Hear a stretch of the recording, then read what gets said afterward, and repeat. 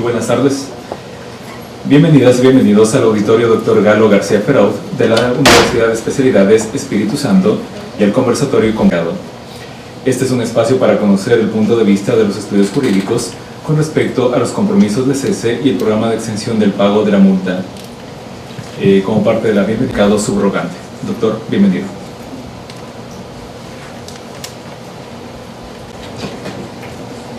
Distinguidos asistentes, les doy la bienvenida a este conversatorio.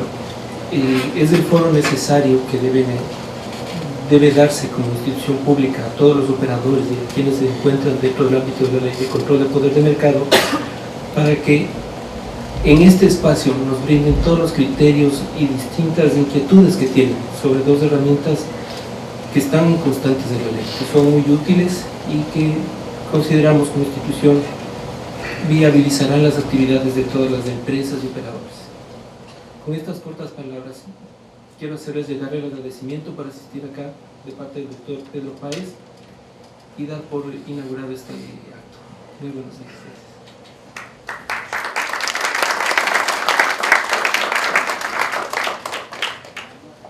Agradecemos entonces las palabras de bienvenida del doctor Santiago Salinas, Superintendente de Control del Poder de Mercado subrogante. Nos acompañan en esta mesa de honor la doctora María Rosa Favara, del estudio jurídico Neira y Asociados. También contamos con la presencia del doctor Aparicio Caicedo, director general de Inteligencia Estratégica. Anfitrión para que ustedes puedan hacer sus preguntas pertinentes. Y también, claro, con el moderador, que es el abogado David Echeverría. El abogado David Echeverría es Intendente General Subrogante de la Superintendencia de Control del Poder de Mercado. Iniciamos pues esta charla y damos el paso a la doctora María Rosa Favara, representante de Favara y Compañía Abogados. Doctora, bienvenida.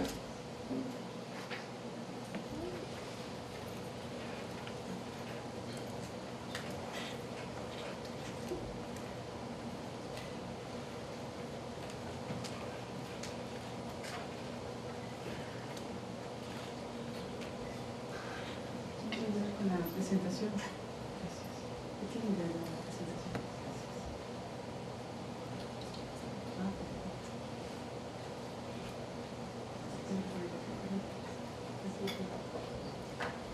Gracias. Gracias a todos, buenas tardes. Gracias por esta invitación a la Superintendencia de Control de Poder de Mercado. Es un gusto para mí estar aquí, además en un seno universitario, del cual además admiro por el desarrollo que ha tenido, así es que es digno de felicitar a todos los presentes, sobre todo aquí a las distinguidas autoridades. El tema que se ha planteado en esta ocasión para este conversatorio es el de compromisos de cese y también vamos a hablar sobre los programas de exención de pago de multa. Son dos figuras que están en la Ley Orgánica de Regulación y Control de Poder de Mercado.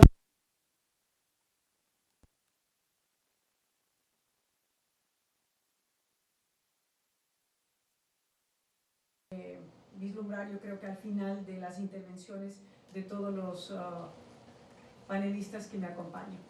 Comienzo con el compromiso de cese y con unas reflexiones generales para que podamos abrir simplemente este debate. Sé que cuento con 15 minutos, así que voy a tratar de ser lo más explícita posible. La importancia de la eficacia de un programa de exención de multas es reconocido a nivel mundial. Un programa exitoso además permite desarmar cárteles que serían muy difíciles de sancionar de otra manera.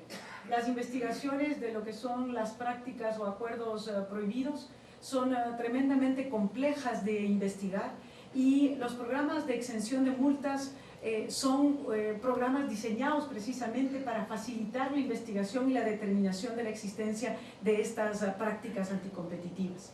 Facilita además el trabajo de la autoridad de competencia y sirve de disuasivo para la conformación de nuevos cárteles, porque en el momento en que se establezca efectivamente una exención al amparo del programa que está previsto en la ley, del 100% inclusive al operador económico que pueda comentar y dar información y colaborar con la autoridad en el proceso investigativo para el descubrimiento de una práctica desleal, le podría generar una exención, repito, de alrededor del 100% al primer operador económico, como lo vamos a ver. Entonces es muy disuasivo y para la no conformación de futuros cárteles, porque estos operadores económicos que quisieran conformarlos van a tener siempre el temor efectivamente de que alguno de los partícipes podría acogerse a un sistema de exención. Las normas y resoluciones deben ser claras, estables, previsibles y seguras, que incentiven a los operadores económicos a acudir ante la autoridad, porque si no, no van a tener esa motivación de ninguna manera, ya sea para acogerse a un programa de exención, como para, a su vez, acogerse a un compromiso de cese. La eficiencia del programa va a ser muy bien analizado por los operadores económicos, y si no ven que efectivamente pudiese ser eficiente y les puede dar las garantías suficientes, no va a promoverse o motivarse a los operadores económicos a acogerse a ese programa. Y tiene que haber un proceso de educación y difusión del programa en la sociedad, eso es absolutamente necesario. Unas reflexiones sobre la estructura y el procedimiento en el compromiso de cese. El artículo 89 de la Ley Orgánica de Regulación y Control del Poder de Mercado establece que hasta antes de la resolución, así lo dice, hasta antes de la resolución, la superintendencia podrá efectivamente considerar estos compromisos de cese que le propongan los operadores económicos investigados. Y les hago notar que habla precisamente de un proceso investigativo y que en el marco de ese proceso investigativo se podría dar el compromiso de cese. Entonces aquí surge la primera, obviamente, inquietud y reflexión para simplemente esta audiencia. Lo primero, si el artículo 89 habla de que el momento oportuno para presentar un compromiso de cese es antes de una resolución, y si además se establece que quienes podrán presentar el compromiso de cese son los operadores económicos investigados o relacionados o denunciados, pues básicamente nuevamente creo que podríamos concluir que solo se podría presentar un compromiso de cese en el marco de un proceso investigativo, por medio del cual, además, sigue el artículo 89, se comprometen a cesar la conducta objeto de la investigación, nuevamente reiterando que solo en el marco de un proceso investigativo podría, obviamente, acogerse o presentarse los compromisos de cese. Entonces, si el artículo 89 hace esas menciones, el 90 también investigados.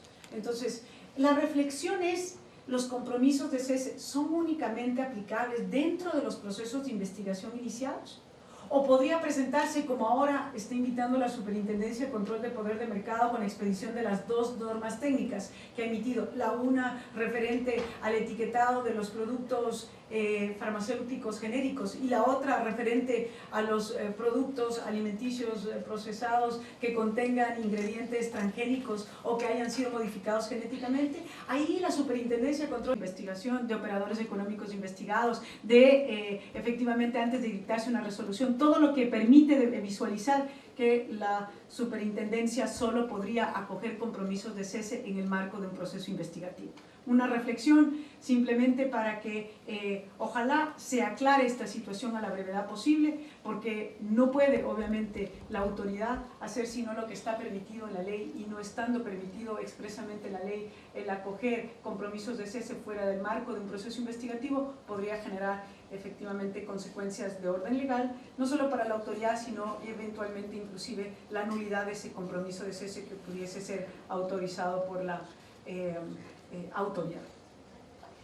Con relación a la propuesta del compromiso de cese, es importante también realizar otra reflexión. Antes de expedirse la resolución, hasta cuándo se pueden presentar estas solicitudes de compromiso de cese.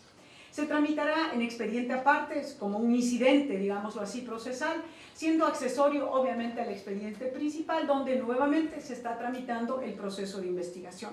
Será notificada a las partes involucradas para que dentro del término de 15 días puedan presentar observaciones. Y aquí es muy importante porque imaginémonos en el contexto. El compromiso de cese, ya vamos a ver los requisitos que tiene que cumplir, que están previstos en el artículo 89 y 90 de la ley, pero habiéndose conocido la parte denunciante, el reconocimiento por parte del encausado o investigado, el operador económico involucrado en esa investigación, y eventualmente la parte denunciante podría inclusive aprovechar de esta circunstancia para fortalecer su reclamo de daños y perjuicios posteriormente. Así que es un tema que está previsto en la ley, hay que correr traslado, eso sin duda, repito, porque se le correría traslado con una petición y con un reconocimiento que a nuestro criterio no debió haberse formulado así en la ley y debió haberse mantenido exclusivamente en el ámbito de la Superintendencia de Control de Poder de Mercado.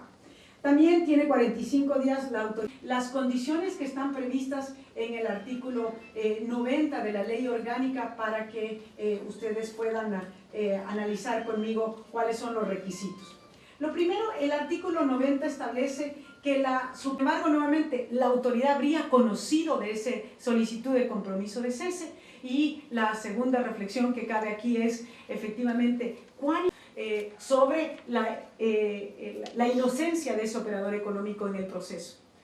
En este punto cabe también analizar que hay dos requisitos o condiciones que se debe cumplir para el análisis del compromiso de cese. El primero, la práctica anticompetitiva denunciada y que garanticen que no serán reincidentes. Con relación a este punto, también es importante determinar, entonces, no solo que tengo que reconocer que cometí una conducta que a lo mejor no tengo la conciencia, ni tuve la voluntad, ni creo que inclusive pude haber incurrido, pero quiero obviamente llegar a un acuerdo con la autoridad, pero además tengo que reconocer y tengo que comprometerme a reparar o subsanar los daños y perjuicios. Entonces, esos de los 4 requisitos, los 2, como ustedes podrán determinar, son altamente complejos. Después, la resolución tiene que ser motivada, como cualquier otra, lo manda la propia Constitución, pero también la propia Ley Orgánica de Regulación y Control de Poder de Mercado, y la Superintendencia, ya les decía, tiene 3 posibilidades: aceptar, modificar, o sea, aceptar con modificaciones, o desestimar la propuesta. Y ya vamos a ver algunos casos de la Superintendencia de Control de Poder de Mercado. Y el hecho de que la superintendencia conozca o resuelva sobre un compromiso no constituye, dice la ley, causal de recusación.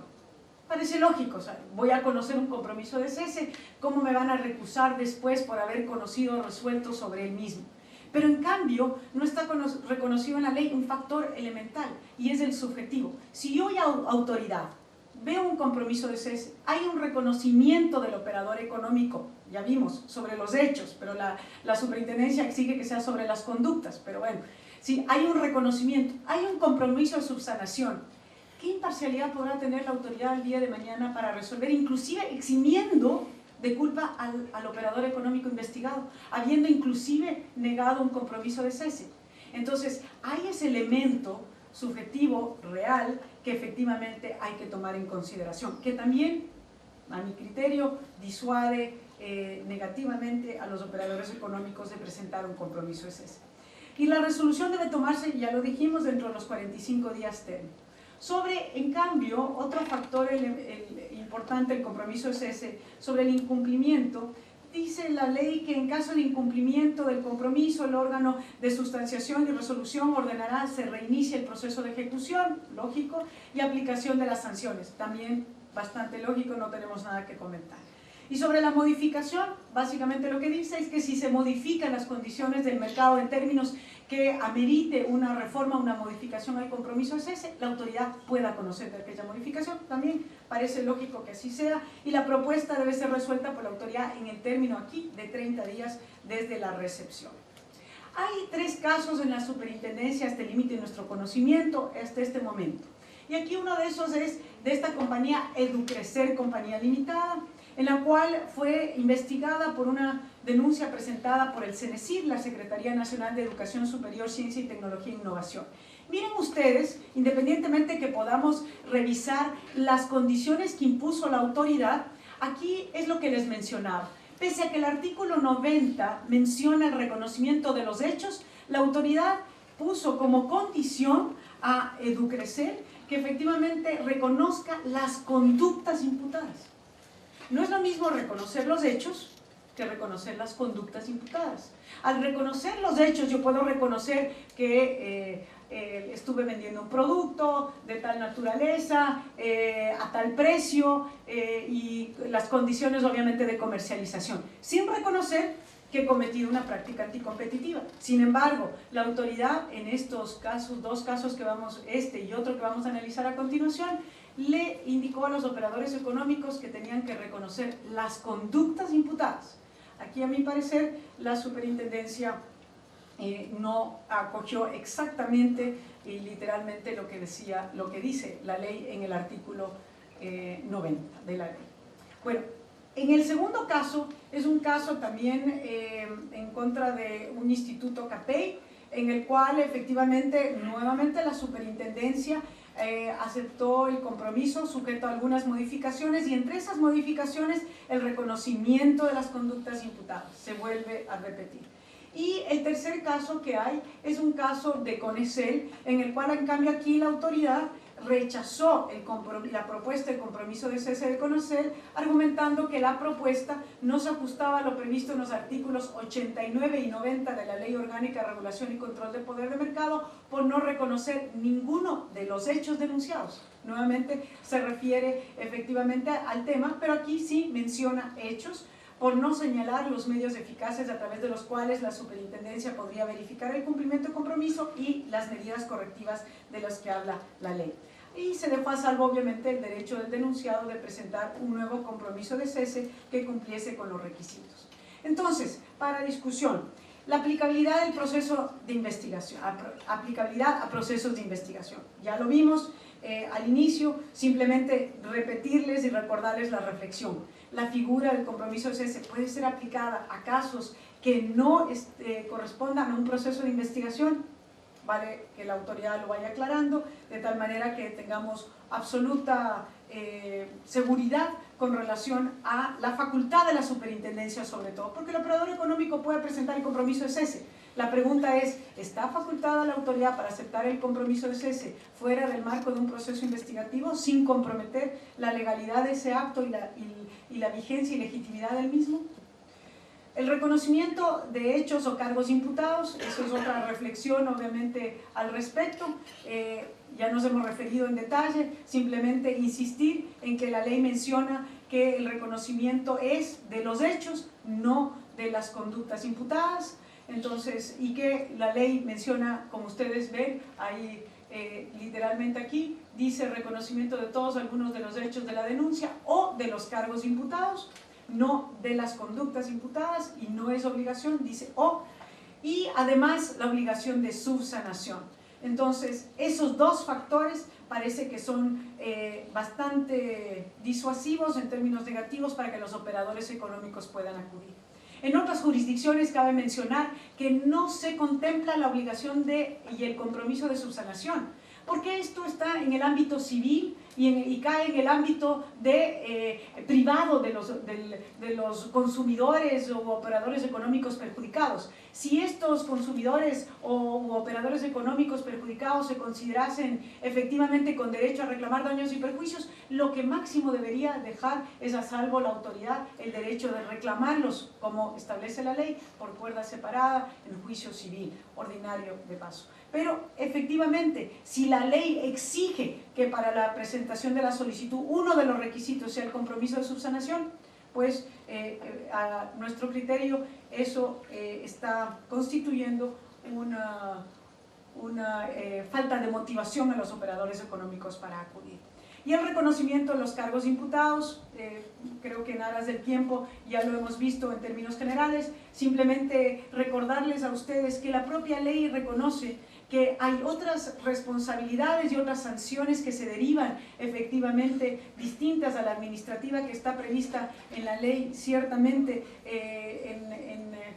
con términos muy gravosos, que como ustedes saben contempla la posibilidad de establecimiento de sanciones de entre el 8, 10 y 12% del volumen total de negocios de los operadores económicos infractores. Pues básicamente en este orden de cosas hay otro tipo de responsabilidad, la responsabilidad civil, que genera obviamente la obligación de resarcimiento de daños y perjuicios, si así lo resolviera un juez competente, y la responsabilidad penal, que es otro elemento que también quedó por fuera, y es el hecho de que una conducta podría constituir un ilícito sancionado por la ley penal y por tanto verse abocado. No, el operador económico infractor, representado por las personas naturales, que hasta este momento que no hay responsabilidad de las personas jurídicas, pues a enfrentar un juicio de orden penal. Entonces, pongámonos en un contexto. Presento un compromiso de cese. Tengo que comprometerme a resarcir los daños y perjuicios. Y además, virtualmente puedo enfrentar una demanda penal en la cual prácticamente tengo perdida, ¿sí?, la defensa. ¿Por qué? Porque habría reconocido que cometí la conducta infractora. Entonces, en ese orden de cosas, díganme ustedes como abogados, ¿qué podrían recomendar a sus clientes? ¿Presentar solicitudes de compromiso de cese? Parecería ser que esa es la respuesta a la superintendencia. Pero más allá de hacer unas reflexiones constructivas sobre esta materia, yo creo que aquí lo importante es determinar, la superintendencia ha llegado a una conclusión: los compromisos de cese son herramientas positivas para el ordenamiento del mercado. ¿Y por qué son positivas? Básicamente, ¿por qué? Porque en este proceso de aprendizaje de una nueva ley y de ordenamiento del sistema, la superintendencia, al haber tenido que aplicar la ley desde el momento mismo de su vigencia, los compromisos de cese terminan siendo una herramienta muy útil para adecuar los operadores económicos sus conductas a la ley. Pero si esta herramienta, que es la única que existe, además de lo que ya vimos al inicio, pero es esta precisamente la más importante, pues ¿qué queda como alternativa para los operadores económicos? Pues no queda ninguno. En aras del tiempo, porque además ya creo que estamos como en los semáforos, ¿no?, ahora de las etiquetas, entonces ya me pasaron la varilla y ahora me pasaron la roja, pues simplemente mencionar dos elementos que me parece que son muy útiles con relación, para dejar a mis colegas de panel a que traten con mayor detalle probablemente la exención y reducción de las multas. Mencionarles a ustedes simplemente que está previsto, no sé qué dice, pero dice algo que no fue correcto. Sí.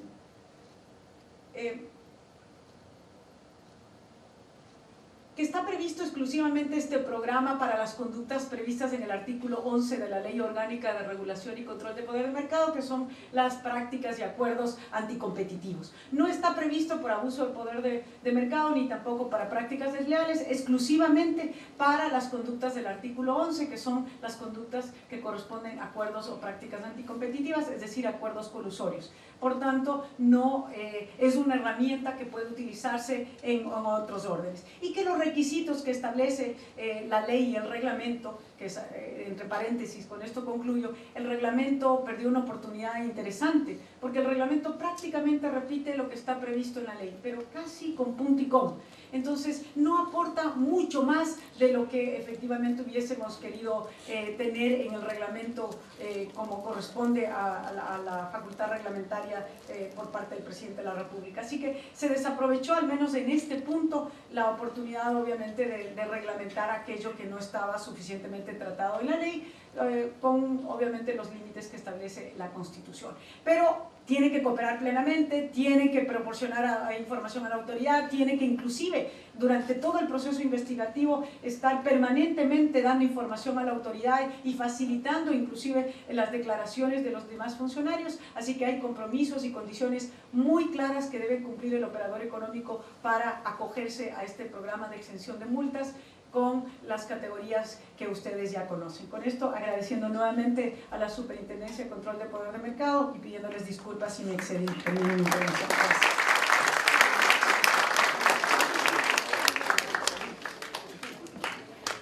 Agradecemos a la doctora María Rosa Favara, representante de Favara. Derecho de competencia hace aproximadamente unos 5 años.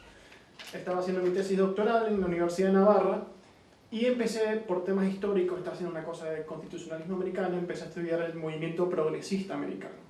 El movimiento progresista americano es como el movimiento socialdemócrata en Estados Unidos, que nace durante el último cuarto del siglo XIX, comienzo del siglo XX. Y es ahí cuando se debate por primera vez el tema del antitrust law. Y me interesó mucho porque la Sherman Act, que es la ley madre de todas las leyes de competencia del mundo, en realidad, o sea, que en 1890, me puse a estudiar la historia de todo esto y me interesó mucho porque descubrí algo. Yo pensaba que el derecho de la competencia era como la panacea contra los abusos corporativos y todo, iba con la típica convicción. Después salí muy crítico del tema, porque me di cuenta que lo que había detrás de esa ley era el lobby de corporaciones menos eficientes y con más conexiones políticas, que metían mucho dinero en el Congreso de los Estados Unidos para castigar a aquellas empresas que eran más eficientes que ellas. Y ahí me di cuenta de que la historia no es como me la contaban. Empecé a investigar mucho del tema y me interesé muchísimo por la historia del antitrust law. Y pasé como 2 años de mi vida haciendo mi tesis, que era más o menos de eso, pero no de eso, investigando mucho sobre la evolución de esto. Y me iba mucho a Bruselas, al Congreso. Ustedes saben que allá está la Comisaría de Control de la Competencia de Europa, y me hice amigo de muchos tecnócratas, ¿no? de la Oficina del Comisario de Competencia en Europa. Y ellos me hablaban mucho de estos compromisos de cese, porque ellos les facilitaban la vida.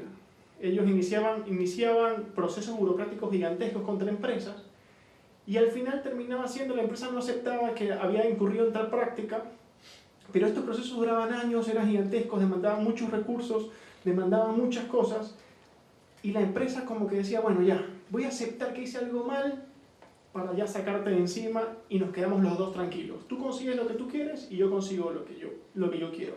Y eso, lo que dice el abogado aquí me sonó muy familiar, como está escrita la ley hoy en día, porque si tú dices, bueno, te tienes que declarar culpable, que es básicamente lo que dicen, ¿no? Tienes que aceptar los hechos y encima decir algo para resarcirlo. Si te tienes que declarar culpable por este tema, está diciendo, o te declaras culpable o seguimos con esto. Y puede ser una herramienta con una palabra fuerte, pero puede convertirse en una herramienta de chantaje burocrático al final. No digo que lo sea, hay gente muy, muy buena en la superintendencia, pero es muy peligroso la exigencia. Y yo a una empresa le diría, jamás firmas un compromiso de cese. ¿Por qué? Porque estás aceptando que eres culpable de algo que no eres culpable por sacarte un proceso burocrático muy costoso de encima. Dicho esto, les digo, esa fue mi experiencia allá.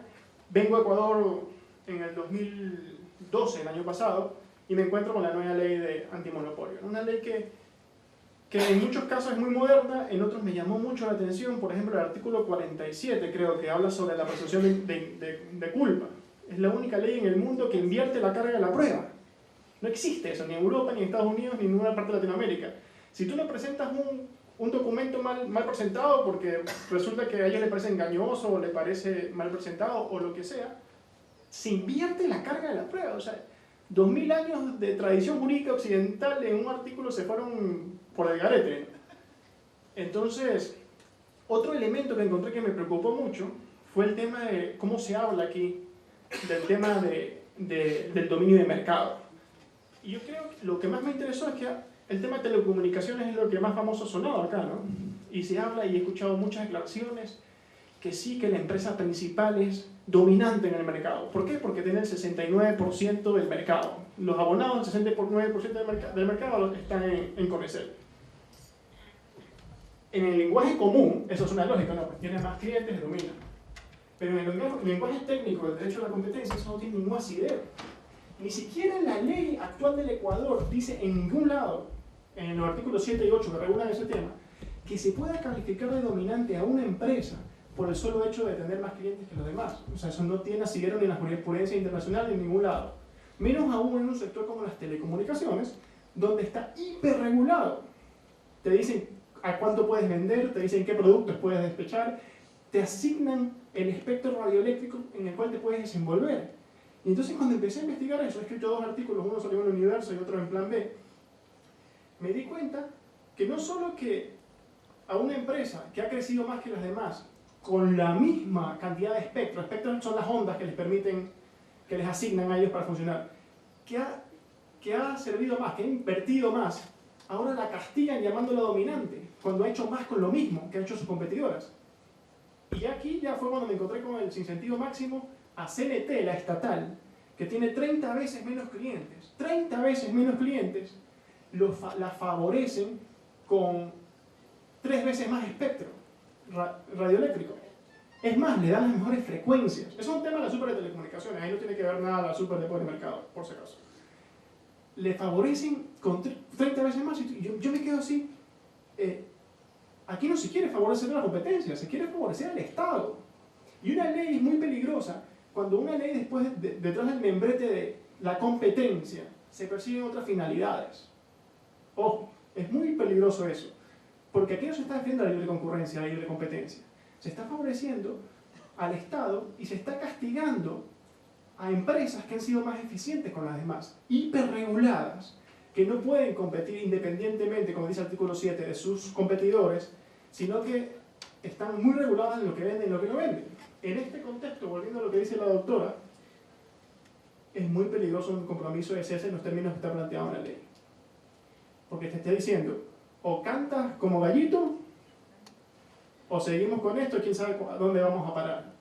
Entonces, mi consejo, como lo estaba hablando ella, perdón, no yo, era, señores, tengan mucho cuidado con eso, porque el día de mañana no se dan cuenta, firman un compromiso de cese y están aceptando una culpa que quizás no tienen, y en los términos que está la ley, no tienen otra salida, ¿no? Y solamente eso. Muchas gracias.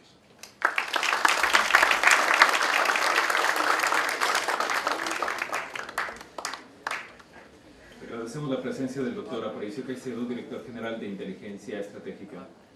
A continuación, con todos los presentes, el abogado Eduardo García Fabre, representante del estudio jurídico Neira y Asociados. Abogado, bienvenido.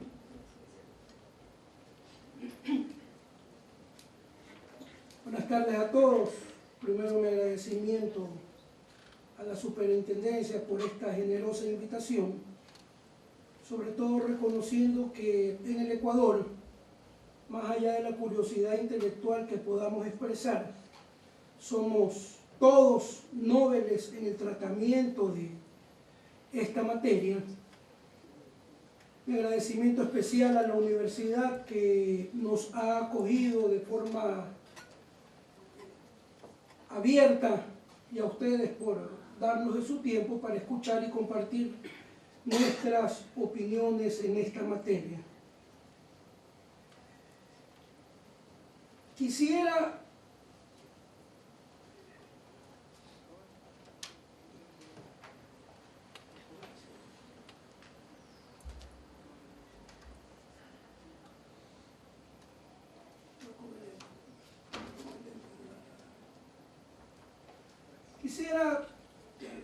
un poco privilegiar y honrar el objeto de la invitación, que era el tratar aspectos económicos y jurídicos de los compromisos de cese desde la perspectiva de los operadores económicos. La doctora Favara, el doctor Caicedo han compartido con nosotros un ejercicio adecuado, aspectos estructurales de esta institución jurídica en materia de la competencia. Pero yo quisiera, en 4 o 5 láminas, hacer un breve ejercicio para luego buscar desentrañar la naturaleza real de los compromisos de cese, que no deben de ser confundidos con los acuerdos de lenidad o clemencia, que están tratados de manera diferenciada, tanto en la ley de competencia a partir del artículo 89 y 90, como bien lo reseñó la doctora Favara, como aquellos que, estructurando la redacción del artículo 11 con los artículos 83, 84 y 85 de la misma ley, nos llevan a concluir, por lo menos a mí, de que los compromisos de cese sí son permitidos respecto de conductas de operadores económicos individuales versus aquellas prácticas de cartel que son las que permiten la reducción de penas en los términos de la ley. Definición.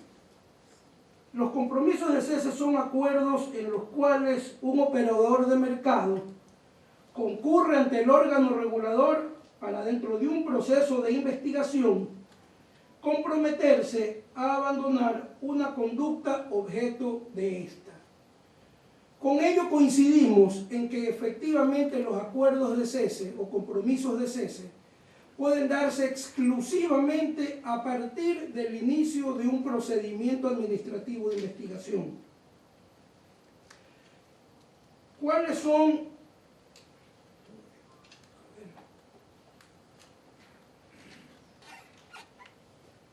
los elementos? Son elementos básicos. Las partes son la autoridad y el operador de mercado investigado. El objeto primario es suspender un procedimiento de investigación. Las medidas que deben de contener aquellos compromisos que ya la doctora Favara manifestó, deben de incorporarse en ellas y finalmente deben de obedecer a conductas o elementos estructurales o conductuales.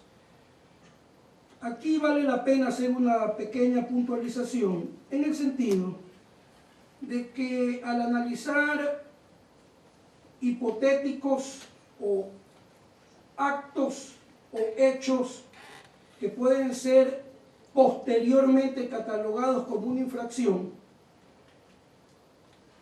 es tradición de los órganos de competencia mundiales, especialmente aquellos de los cuales debemos de nutrirnos, Estados Unidos y Europa,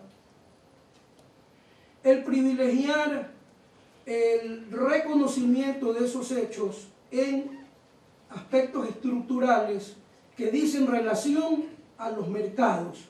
No debemos de olvidar que el derecho de la competencia tiene como propósito y objetivo exclusivo el proteger como bien jurídico un ente que es el mercado, cuya definición podemos compartirla a lo largo de la conversación más tarde. O el mercado relevante cuando se trate en su momento de investigaciones de áreas específicas de la economía. Y las autoridades, decía, prefieren atender a aspectos estructurales porque de ello devienen mayores beneficios para el mercado, que es la razón de ser de la protección amparada bajo la regulación de la competencia, versus las conductuales, porque ellas dicen referencia exclusivamente a las actitudes de un operador que eventualmente podrían favorecer no al mercado en sí, sino a otro operador que pudiera ser lesionado por actos que eventualmente podrían considerarse como una infracción o como actos de competencia desleal, diferente de lo que es materia de defensa de la competencia. ¿Cuáles son los efectos?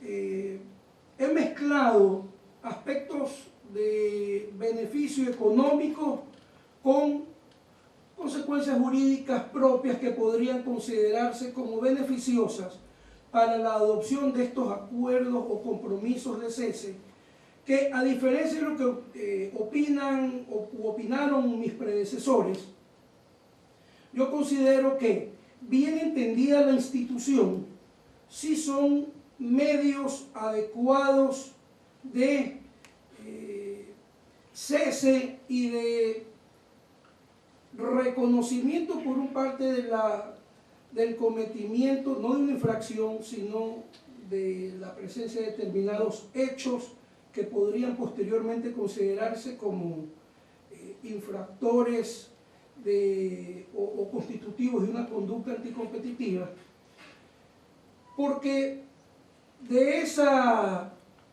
actitud sí se dan beneficios claros. En primer lugar, la autoridad de la competencia va a poder dejar de actuar e invertir recursos que distraería en el evento involucrarse en un proceso largo. Ese es el primer beneficio. Y el segundo, para el operador, de que va por su propia decisión, y siempre que el compromiso de cese fuere aprobado, va a constreñir esos hechos a un margen muy estrecho que sí lo van a blindar. De cese. Por ello, sí comparto con la observación que realizaron tanto el doctor Caicedo como la doctora Favara respecto de las resoluciones y compromisos de cese de Educrecer, CAPEI y CONECEP, sobre todo la de Educrecer y CAPEI, porque hay un par de frases que van más allá de la legitimidad, no de la legalidad, de la legitimidad debida y al análisis de sus conductas comerciales en el mercado. Genera beneficios inmediatos a los consumidores porque involucrados y que están siendo siempre debatidos y que buscan el equilibrio respectivo. El interés público, que es el del mercado, como lo dije originalmente, la última de el equilibrio en la concurrencia. No restringe o no puede restringir la competencia y reporta beneficios al mercado relevante. En los compromisos de cese, al inhibirse la capacidad de la autoridad para los económicos, se va a permitir que el mercado reporte claros, venderlo, estaría entrando en un proceso regulatorio del mercado y de la competencia que desdiciría de aquello que es la protección per se de la materia, que es el libre conflictuar legítimo de reclamar, al limitar el tiempo de duración de la conducta investigada. ¿Qué quiero decir con esto? De la práctica jurisprudencial o regulatoria en Europa y en Estados Unidos, cuando se producen compromisos de cese de operadores individuales para limitar ciertos de un operador dentro de ese lapso. Creo que estas son ideas generales que era menester compartir. Insisto, los compromisos de cese son herramientas válidas, pero creo que la norma sí a nuestra legislación, quizás por ser una materia nueva, ha distorsionado el objeto del compromiso, que esa es la naturaleza del compromiso de cese. Y quiero compartir con ustedes ahora 3 ejemplos de compromisos de cese individuales que son rescatados reconociendo que tenía ciertas prácticas, había cometido ciertos hechos o había incurrido en la ejecución de determinados hechos. Sus dispensers, sus refrigeradoras, para poder exhibir productos que pudieran competir. La autoridad europea, entre otros, obligarlo a que permita que se enfriaran también en un espacio determinado bebidas de otra marca. También le prohibió realizar ventas atadas, le prohibió que ofrezca a sus distribuidores descuentos mayores o rebates, como se conocen en inglés, por concepto de eficiencia en la venta a aquellos que deberían. Plasmó con la autoridad reguladora europea. El caso Bundesliga, que decía referencia, radio y televisión conjuntamente, sino por separado o de determinados equipos o de determinados partidos, en una combinación importante que transparentó la operación de venta de estos derechos en el mercado alemán. Y el caso Educrecer, que compartió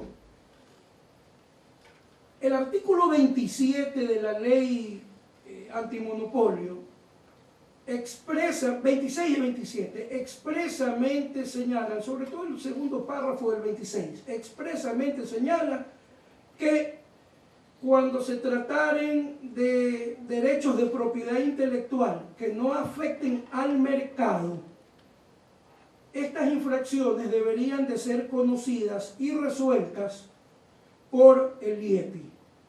Al asumir esta competencia, yo creo que también en el caso específico de Educrecer,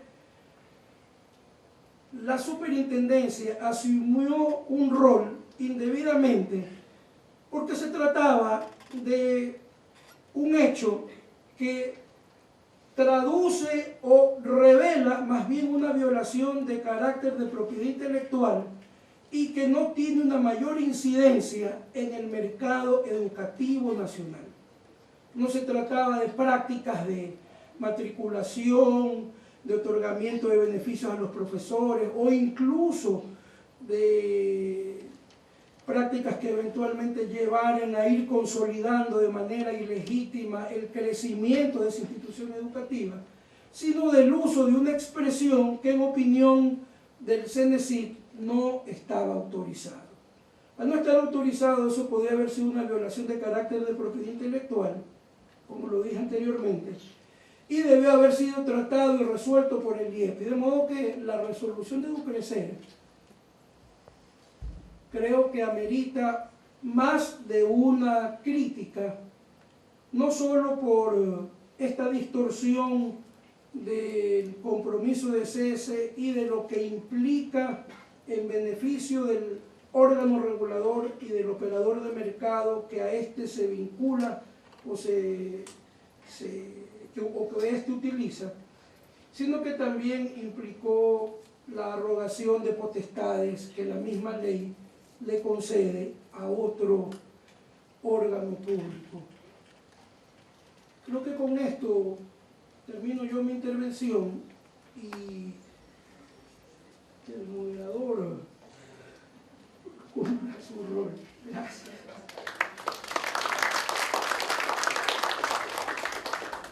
Agradecemos entonces la intervención del abogado Eduardo García Fabre, representante del estudio jurídico Neira y Asociados. A continuación presentamos el foro de discusión para que ustedes puedan acompañarnos con sus inquietudes. El moderador del foro va a ser el abogado David Echeverría, Intendente General Subrogante de la Superintendencia de Control del Poder de Mercado. Bueno, muchísimas gracias. Primero que nada, nuevamente un saludo y un agradecimiento a la Universidad Espíritu Santo por la guía que nos ha brindado, a los distinguidos panelistas que nos acompañan el día de hoy por su amable colaboración y por sus ilustrados ejemplos que han presentado, y por supuesto a todos ustedes por la presencia y por el interés que le dedican a un tema de trascendencia como este. El foro, como ya se da en funcionamiento, va a constituir en varias preguntas que podrán dirigirse a cada uno de los panelistas.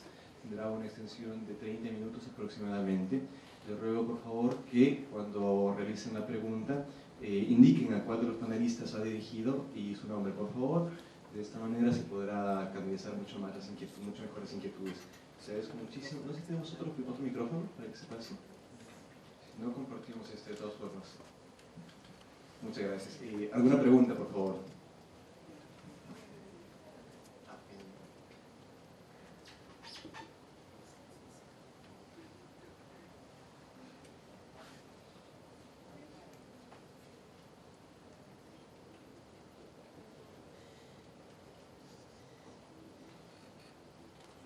Bueno, por favor, ¿alguna pregunta?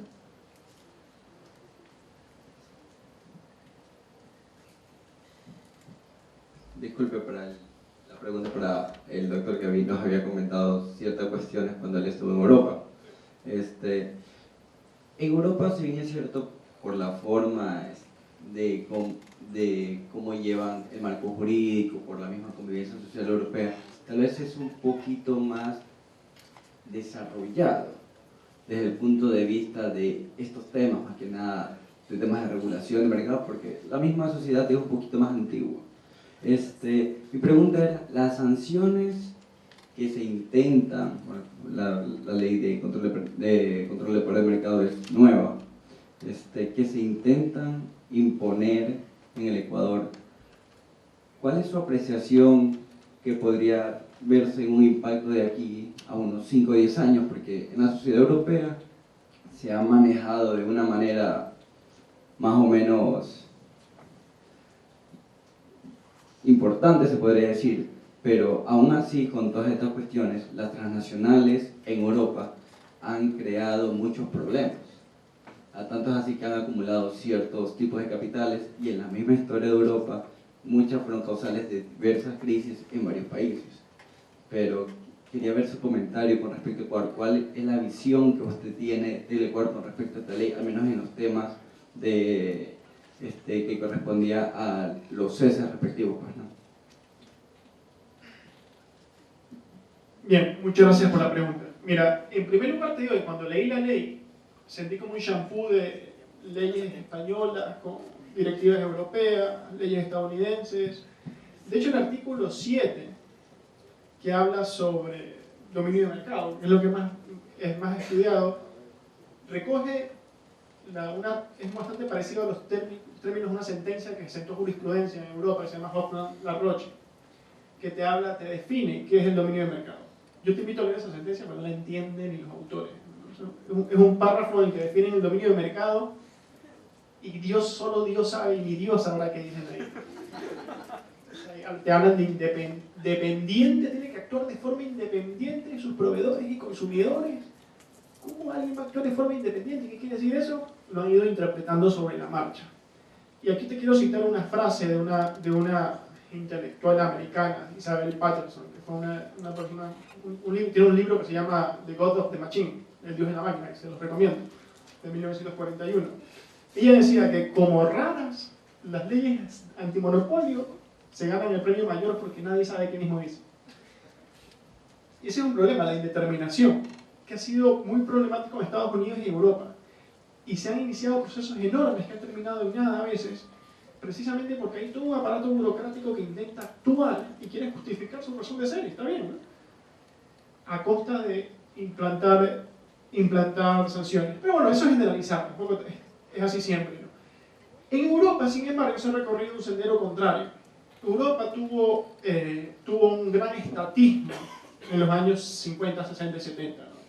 Crearon muchas empresas públicas, muchas empresas monopólicas en telecomunicaciones. En España, durante el franquismo, se creó Telefónica, se creó la empresa pública de TV Española. Y en mucho de Europa ha pasado por un proceso de privatización, aerolíneas, de todo. Entonces ahí sí, yo creo que ahí sí ha habido cierta justificación, porque si vienes de un monopolio público, donde has tenido el dominio de la infraestructura, es muy fácil que utilices ese dominio una vez que te privatizas para generar un monopolio privado. Porque vienes con muchos años, mucho bagaje, tienes la mejor infraestructura, eso pasaba con Telefónica de España, por ejemplo. Y en ese caso yo creo que ha sido hasta cierto punto acertado vigilar que esas empresas privatizadas, que gozaban de monopolio y con una posición es así dominante, entren en el mercado igualando las condiciones de los competidores que recién entran. Y hasta ese punto no tengo nada en contra. Aquí, en cambio, se ha recorrido el sendero contrario. Aquí, y eso no es innegable, eso no le puede parecer mal o bien, pero aquí hemos pasado por un proceso de estatización mucho mayor. O sea, hoy día el Estado es mucho más poderoso que antes, tiene muchas más empresas que antes, tiene mucha más capacidad regulatoria que antes y gasta muchísimo más que antes. Aquí hay menos libre mercado que antes. En Europa se crean las leyes antimonopolio precisamente porque se liberaliza la economía. Se crea el mercado común y tal. Ahí es compatible, porque tú dices, bueno, las leyes antimonopolio parten de un presupuesto. La competencia es buena. Parten de ese presupuesto. Una ley antimonopolio parte de ese presupuesto. Y el artículo 7 de la ley antimonopolio dice, la concentración de mercado, o el poder de mercado, mientras sea adquirido por eficiencia, de manera legítima, no importa, está bien.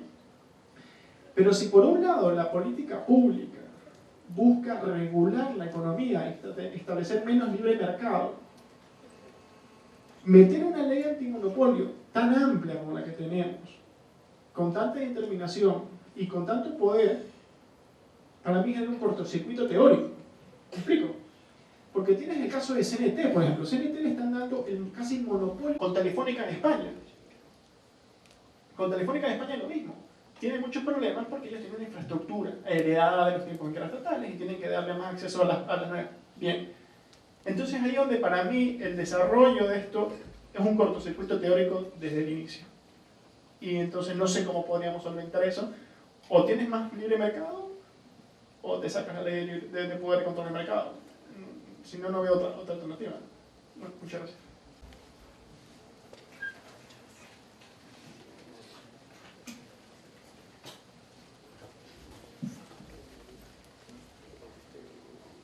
Carlos Yaguar, Universidad de Guayaquil. Saludos a mis compañeros aquí presentes. Señores, al director de Inteligencia Financiera, veo y analizado, usted tiene una perspectiva y nos está hablando en cuanto a una teoría liberal. Perfecto. Vivimos en un estado de política social, en el cual el ser humano va a prevalecer por encima del capital. Estamos claros, esas políticas van a entender que las políticas financieras, de control y de persuasión de mercados, van a estar siempre reguladas en base a la regulación, en lo poco que entendemos de mercado, a las empresas menores. En mi percepción como ecuatoriano, y como siempre lo tendré, siempre facilitaré la precisión y el fiel servicio a que crezca mi empresa ecuatoriana. La base de que un sector social debe ser beneficiado, como el sector de frecuencia, porque si retrocedemos años atrás, Conocel se sirvió también de la política liberal en un estado ecuatoriano libre, considerado liberalmente, pero siempre predispuesto a estas políticas. Es en cuanto a eso. En cuanto al doctor Neira, García. sí, del estudio Neira, ¿verdad? Doctor García 26. Hablaba de que una ley pide competencia. También nos cita la parte constitucional. Soy un estudiante de Derecho y usted en la parte profesional, mi confusión es en este lado. Si existe una parte donde no rige la competencia, en el caso de Educrecer, como abogados, ¿qué hacemos cuando la misma Constitución prevalece el derecho a la seguridad jurídica, el derecho al debido proceso y sobre esto le faculta las competencias? ¿Qué haríamos en ese caso o qué reconoceríamos como abogados en lo que aprendemos de derecho? Gracias, señores.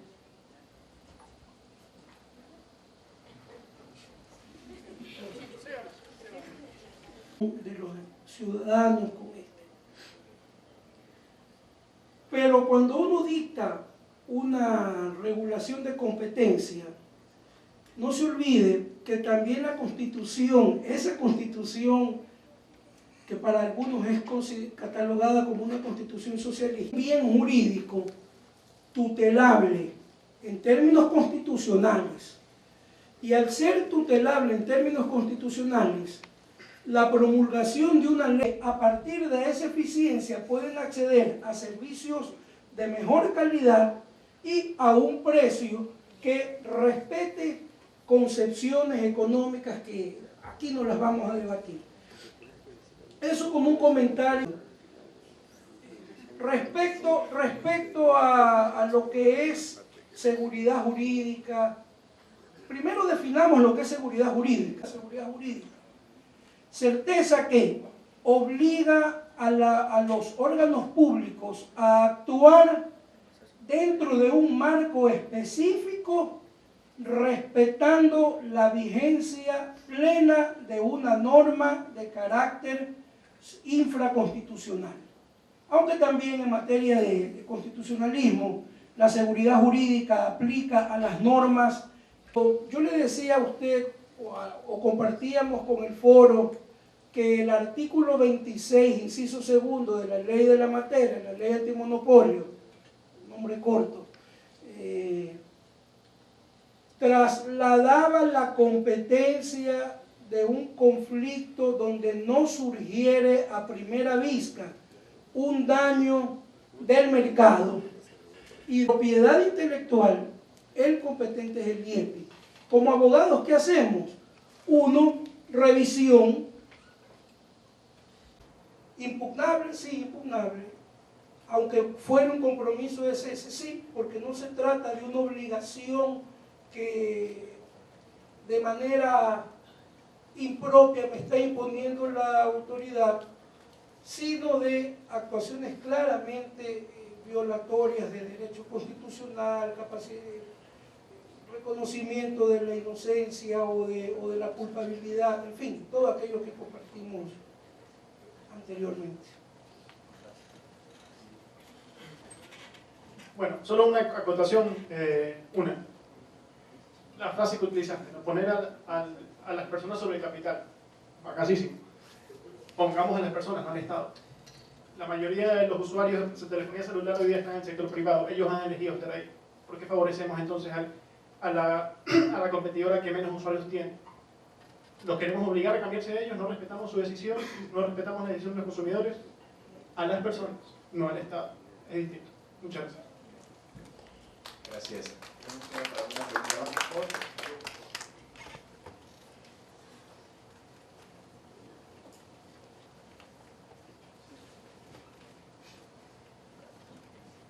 Mi pregunta va para el doctor Caicedo. Yo leí su artículo, Mala Señal, el que puse en el Universo, en el que habla de Conecel en específico, bueno, Conecel y Movistar versus la empresa privada versus estatal. Me interesó mucho la analogía que hizo con la parcela y cómo Conecel ha hecho con menos más. Y relacionarlo esto con la posición de dominio, que como usted decía en el artículo 7 y 8, de acuerdo a esa definición, la posición de dominio, creo yo, y esta es mi pregunta, no está en manos de la empresa privada, en este caso Conecel, sino que me parecería que está en manos de CNT. ¿Por qué creo esto? Porque CNT son los que pueden actuar con independencia de la empresa privada. Si yo soy Conecel o soy Otecel, tengo que concursar públicamente para ganar espectro. Pero si yo soy CNT, tengo una autorización directa por parte del Estado. ¿Qué es lo que ha sucedido? Ellos ya tienen 3 veces más espectro, como usted dijo, pero sin embargo tienen 30 veces menos mercado. Entonces, la posición de dominio, en su opinión, ¿en quién recae? De acuerdo a la definición del artículo 7 y 8. Soy muy rápido. En ese caso podrías, obviamente, sobre el Estado. Si el único que tiene aquí en materia de telecomunicaciones, repito, las telecomunicaciones como las finanzas en este país, hace mucho tiempo antes que venga este gobierno, han sido muy reguladas. ¿No? Mal o bien, pero es un sector que en todo el mundo está muy regulado. A ti no te dan una sola frecuencia si que el Estado no te la asigna. No puede. ¿No? Entonces, la analogía que empleaba era que la situación ahora es que le di 2 parcelas de tierra a 2 agricultores distintos. En este caso Movistar y la otra es Claro. Uno de ellos con el mismo pedazo de tierra sacó una cosecha mucho mayor, muchísimo mayor. Y el otro la hizo también bien, porque se especializó en otro nicho, nicho más corporativo y eso, y le hizo bien. Y cuando viene acá, viene después el del Estado que no ha hecho nada, que ha pasado muchos años y que ha tenido muchos problemas y que no ha tenido, le regalo la parcela más grande, la hacienda más rica y las tierras más fértiles. Y a los otros los castigo como dominantes y los castigo como monopólicos por haber sido eficientes. Ese es el tipo de cosas que, ojo, esto no es cosa de superintendencia de control de poder del mercado, es cosa de la Supertel, que es distinto, es una cosa. Y yo creo que en ese sentido la superintendencia de control de poder del mercado podría hacer recomendaciones para que se vean otras vías para tomar ese tema. Muchas gracias.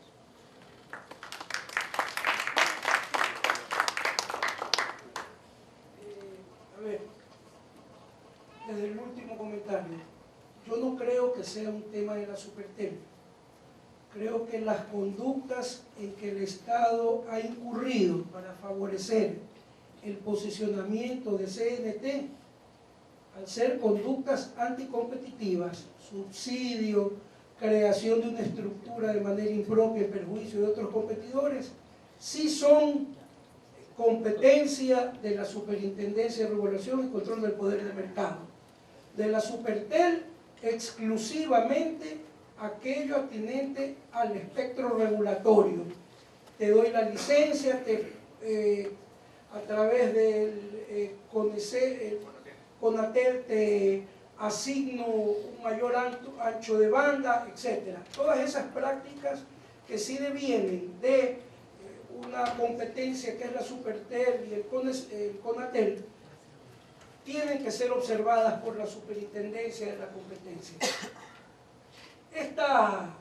Este debate respecto a estos conflictos eventuales de competencia entre uno y otro órgano regulador ya también aparecieron en Colombia y en México.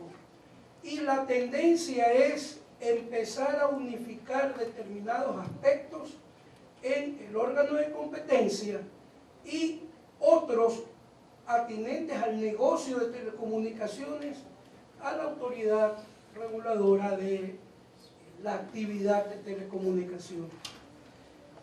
Yo no comparto mucho el ejemplo ofrecido en el artículo comentado, porque creo que no por el hecho de que a mí me entreguen una fábrica instalada con la mejor línea de producción, yo voy a poder generar una actividad económica eficiente.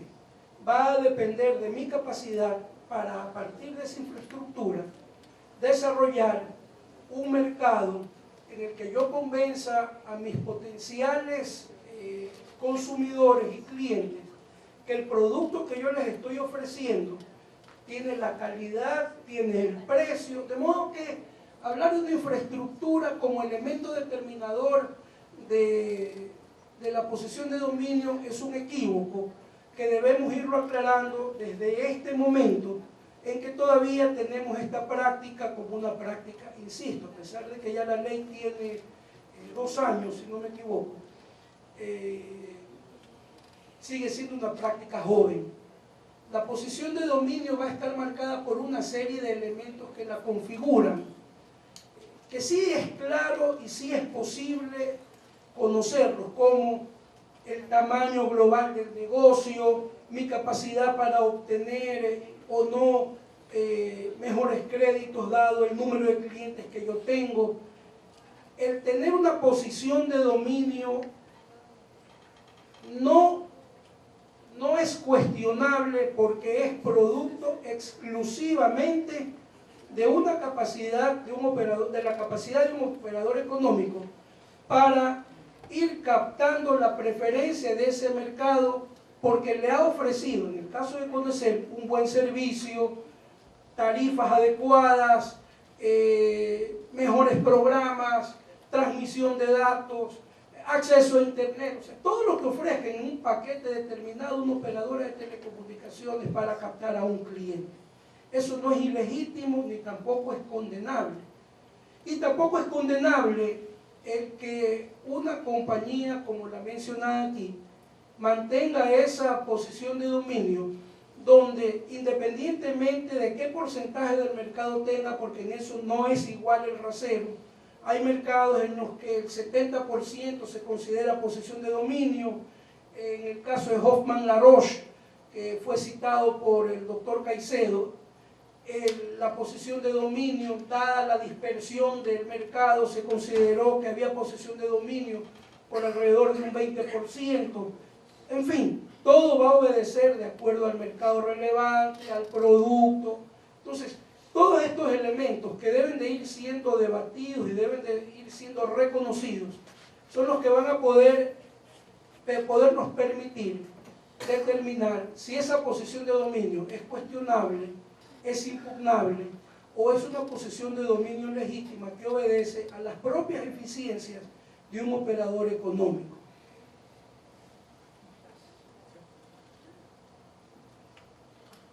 Bueno, muchísimas gracias. Con esto cerramos el foro de discusión. Como está establecido en el programa, me gustaría hacer simplemente algunas conclusiones finales nada más. Bueno, como todos ustedes saben, la ley fue promulgada en el año 2011 y recién desde el año 2012, con la designación del señor Superintendente de Control del Poder del Mercado, el doctor Pedro Páez, la supervivencia se encuentra operativa. Mucho camino se ha avanzado desde entonces. Se ha creado una institución desde cero, por supuesto con todas las dificultades que constituye la creación de una institución de esta envergadura. Hemos organizado 20 talleres internacionales relacionados con los más distintos sectores de la economía y la regulación del poder de mercado. Se han avanzado con varios estudios de mercado, muchos de los cuales ya se hayan concluido y producto del cual se han generado varias recomendaciones pendientes a generar transparencia y mejorar las condiciones de competencia en el mercado. Y por supuesto han existido una cantidad de procedimientos de investigación de prácticas anticompetitivas, de prácticas desleales, de control de concentraciones que se han venido llevando y que se siguen llevando actualmente en la superintendencia.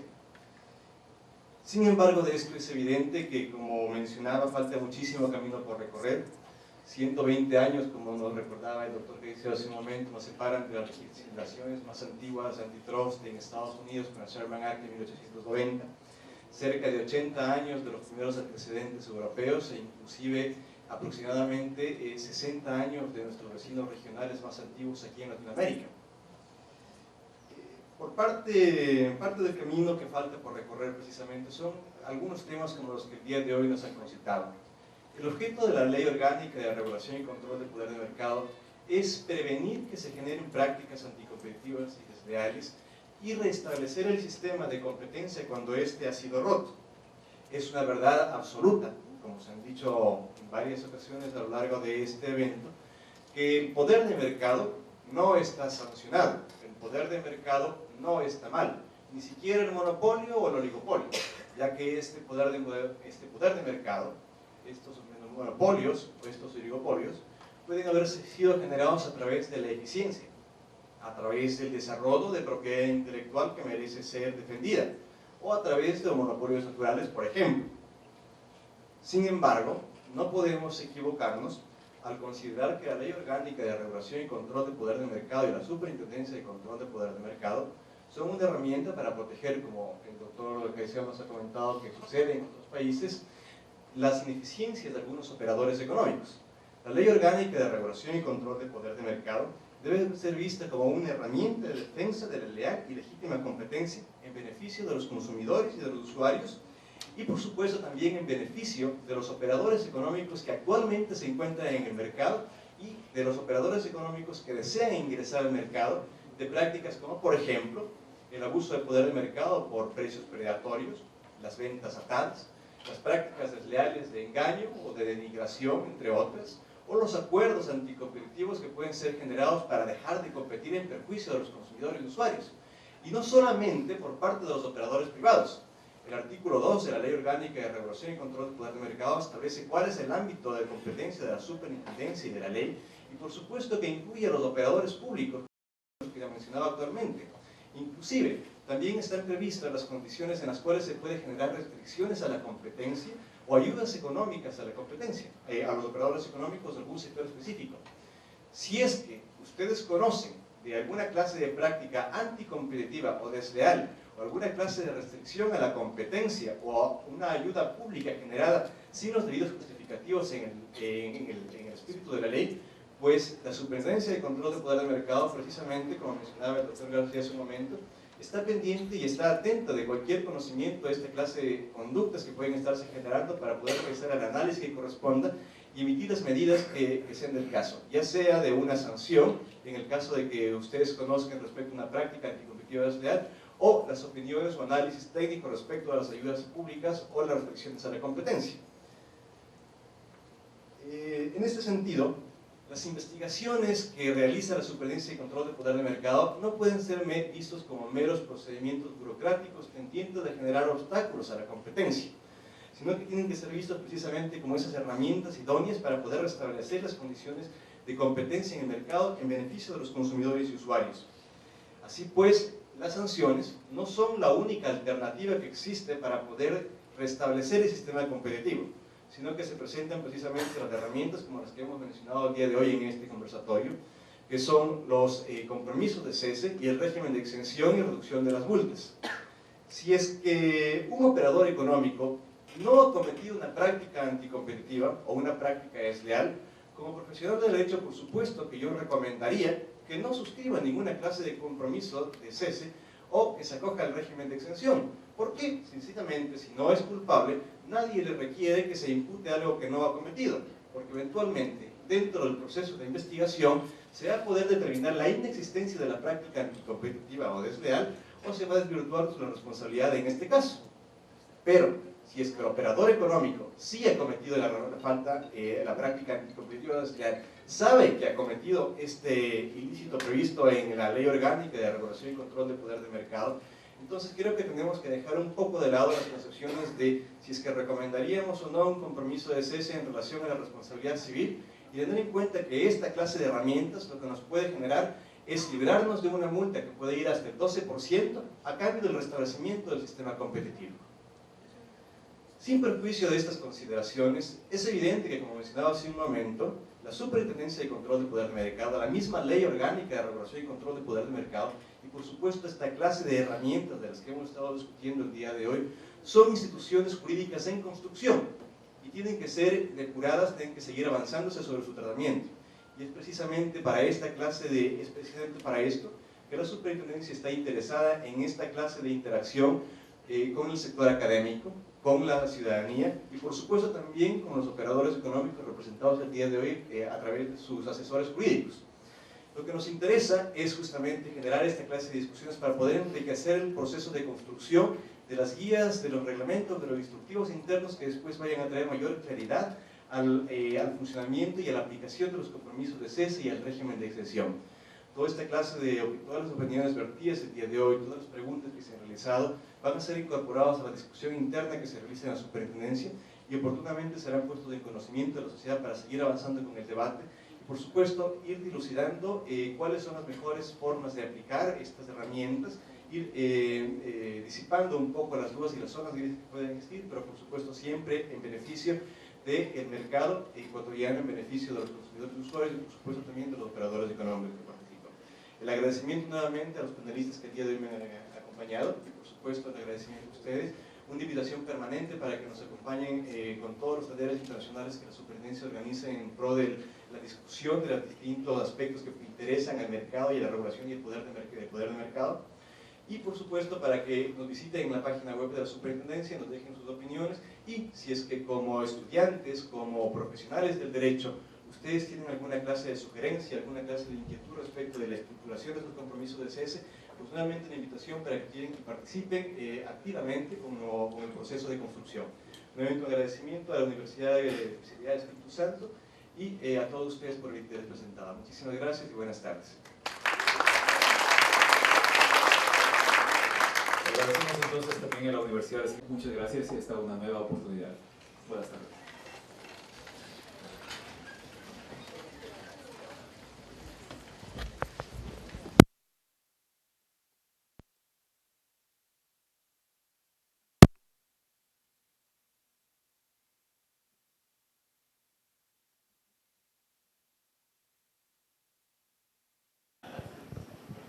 Por favor, dígame su nombre y su cargo. Eduardo García, abogado en libre ejercicio. Dígame, ¿cuáles son los elementos del compromiso de cese? Los elementos del compromiso de cese son, en primer lugar, la determinación de actuación de la autoridad que interviene, el operador de mercado, las medidas que se asumen, el reconocimiento del cometimiento de determinados actos o hechos, no conductas, actos o hechos, que de alguna forma van a estar involucrados en el compromiso de cese y el plazo que éste tendría como de duración, que no necesariamente es un elemento esencial de un compromiso de cese. Dentro de su exposición usted recalcaba el objeto y las medidas del mismo. ¿Cuáles son estos? ¿Puede explicar un poco más acerca de esto? Bueno, el propósito básico de un compromiso de cese es favorecer al mercado mediante la suspensión de actos que en consideración o en opinión de la autoridad han ameritado una investigación y que eventualmente van a proveer al mercado de un mejor entorno para favorecer la libre concurrencia en beneficio final de los consumidores. ¿Esto sería beneficioso para los operadores económicos? Tiene un elemento de beneficio jurídico y económico tanto para el operador económico como para el mercado, de modo que sí, bien logrados, bien elaborados, no distorsionando el objetivo de ellos, son un instrumento válido para evitar sanciones que pudieran ser mucho más onerosas. Usted como estudioso de lo que es la doctrina jurídica, ¿qué recomendaría a lo que es la Superintendencia de Control de Poder Mercado para realizar estos compromisos de cese? Primero, hacer un reconocimiento de las características que conforman y que identifican a los compromisos de cese y una vez hecho ello, dictar regulaciones que permitan profundizar las condiciones en que los mismos deben de celebrarse. Claro, muchísimas gracias. Encantado. ¿Qué tal? Ya. Perfecto. Dime tu nombre y la universidad donde estudias, ¿en qué semestre también? Soy Carlos Yagual, soy estudiante del tercer nivel de Jurisprudencia, Facultad de Jurisprudencia de la Universidad de Guayaquil. Perfecto. ¿Qué ¿Qué te pareció el tema del compromiso de cese y el programa de exención del pago de la multa? Relativamente beneficioso para unos casos, con sus excepciones en algunos. El doctor Palacios de la firma Neira mencionaba que el concepto general de un acuerdo del cese implicaba la delimitación entre la investigación y la continuación del proceso, del debido procedimiento. El doctor García. Doctor García. Ya, entonces te hago la pregunta, ¿no? Te hago de nuevo la pregunta. Ya, ¿qué te pareció el tema del compromiso de cese y el programa de exención del pago de la multa? Concordando con lo que indica el doctor Palacios del estudio Neira, hay ciertas conveniencias, tanto positivas como ciertas excepciones negativas, pero las excepciones negativas que son que cuando constitucionalmente dentro del marco jurídico que establecía, efectivamente nadie, ni por su persona jurídica o natural puede ser obligado. Pero justamente ahí está la misma situación. Si una empresa, y como fue dilucidado después, si una empresa considera que el marco bajo el cual está siendo investigado no tiene ninguna valía, no se va a demostrar la realidad de los hechos que no ha incurrido en tal circunstancia, pues debe simplemente continuar el debido proceso de investigación. La CESE no le está diciendo que en lo que entendemos como estudiantes, que con el acuerdo también le está disponiendo que va a terminar la investigación. No le estaba diciendo que está haciendo pública la falta ni que usted va. Por ende, un acuerdo, si es vinculante entre dos partes, quiere decir que no va a tener, en lo que estudiamos de derecho, nadie puede ser juzgado por dos causas al mismo tiempo, es lo que se nos establece en la nueva causal constitucional ahora. Si se delimita un acuerdo que es vinculante y está satisfaciendo las necesidades de antes, eso se centra en el ámbito civil. Al cerrar en el ámbito civil se cierra la parte administrativa. No veo en qué parte dispongan de que esto lleve a una vía penal. Segundo, en el aspecto considero que sí, porque hay empresas que sí ejercen un monopolio por su misma posición. Vivimos en lo que el Estado ecuatoriano, en propias empresas, nuestro Estado somos empresas ni siquiera pymes, sino pequeñas pymes. Entonces, obviamente las grandes van a ejercer una cierta influencia en el campo dominante económico y sí tiendo a que la ley del cese, estos acuerdos y la ley orgánica de regulación y control de participación del poder de mercado, sí tiende un poco a regular esta parte normativa. En lo de estudiante, sí, este seminario pues ha sido fantástico porque nos ha permitido la idea de tener un poco más claro cuál es la ley que los rige y cómo rigen los mercados a nivel. Yo estoy muy agradecido con todos los exponentes porque como estudiantes nos llegaron a cabalidad todas las inquietudes, desde los puntos de vista de mercado y desde el punto de vista humano constitucional. Gracias. Dentro de este punto de vista que tú dices, ¿es indispensable que la ciudadanía también asista y pueda participar en estos eventos? Pues claro, yo actualmente, yo estoy hablando en este momento, perdón el yo, como un ciudadano más que quiere que esta sociedad en la que todos vivimos se desarrolle. Aquí algo tenía claro, no es cuestión de un sistema liberal o un capital humano, no, aquí el sistema es la sociedad ecuatoriana, cómo se moderniza y vaya desarrollando. Y si estas normativas tienen que ser cambiadas, pues es justamente con el conocimiento de la sociedad. El conocimiento es el que libera a todo ciudadano y que lo hace permitir que esta sociedad en conjunto siga avanzando. Somos todos que debemos ir de la mano, no debe ser solo un grupo. Entonces, la sociedad en sí y una parte importante y vital que va a hacer que el territorio ecuatoriano, tanto en toda política, sea de mercado, financiera o social, va a determinar es la preparación de cada uno de nosotros, de todo ciudadano, al conocer cuál es la ley que está rigiendo y cuál es el derecho y las competencias de cada una de ellas y de los órganos de poder público. Muchísimas gracias. Para servirte, compañero. Perfecto. Díganos para el registro su nombre y su cargo. Doctor Juan Trujillo Bustamante, decano de la Facultad de Derecho de la Universidad de Espíritu Santo. Perfecto, doctor. ¿Cuál fue el objetivo, cuál es el objetivo de compartir este tipo de charlas dentro de la universidad? Bueno, la academia tiene como misión y obligación precisamente participar en este proceso del acercamiento de los conocimientos entre el sector público y el sector estudiantil, para que ellos estén empapados de las existencias de las instituciones, de las funciones de sus órganos principales y de la aplicación de la ley en el caso del derecho. Perfecto. ¿Cómo le pareció a usted personalmente este tema del compromiso de cese y el programa de exención del pago de la multa?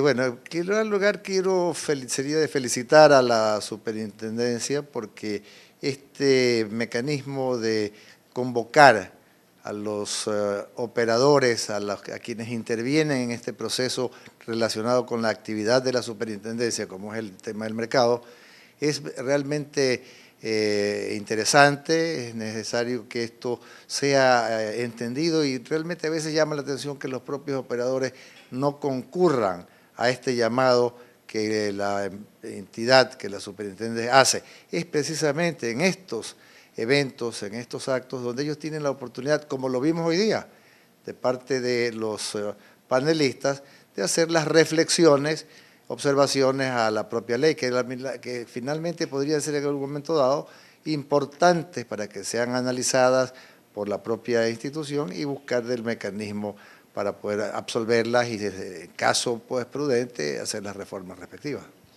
Doctor, usted como decano de la Facultad de Jurisprudencia de la Universidad de Espíritu Santo, ¿cuál es su opinión acerca de la Ley Orgánica de Regulación de Control del Poder del Mercado? Bien, aunque no es esa mi especialidad y es una ley, pues como se mencionó hoy día, nueva, creo que los objetivos de la ley tienen una buena orientación, pero también pienso que pueden hacerse allí todavía algunas modificaciones para tratar de corregir algunas fallas que puedan ser tal vez distorsionadas, como a manera de interpretación, ¿no? Como escuchamos inclusive hoy día también en las exposiciones. De tal manera que creo que la ley era necesaria en el país, creo que el objetivo de la ley es válido, es necesario, pero que también debe, en alguna forma, buscarse de aquellas falencias, aquellas dudas o aquellas oscuridades que pueda tenerla para poder remediarlas. Perfecto, doctor. Muchísimas gracias, ¿no? De nada, encantado.